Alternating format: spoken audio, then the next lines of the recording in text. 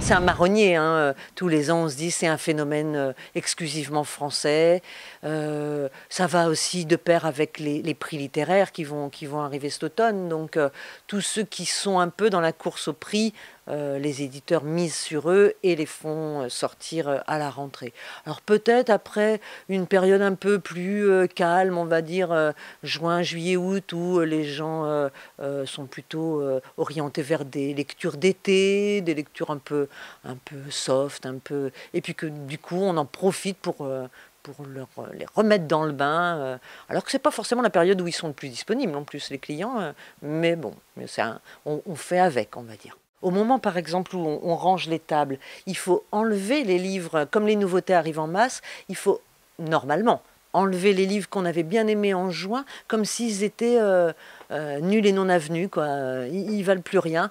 Et donc moi, j'essaye de panacher. On peut voir sur la table, ça, c'est une nouveauté de la rentrée littéraire de l'année dernière. Mais j'aime ce livre et je le garde là tant que je peux. Enfin, y a comme un challenge à laisser des livres sur la table des nouveautés à côté des vraies nouveautés de l'année.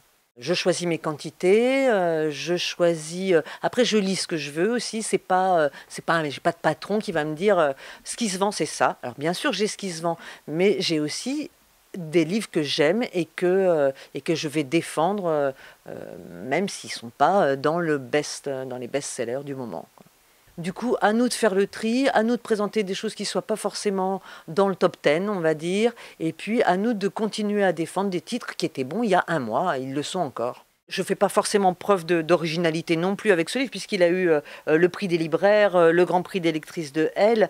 C'est Né d'aucune femme de Franck Bouys, et qui est un livre mais magnifique, qui est la lecture de carnet écrit par une femme internée, par un prêtre qui va donc découvrir sa vie, découvrir son secret et la réhabiliter, on va dire.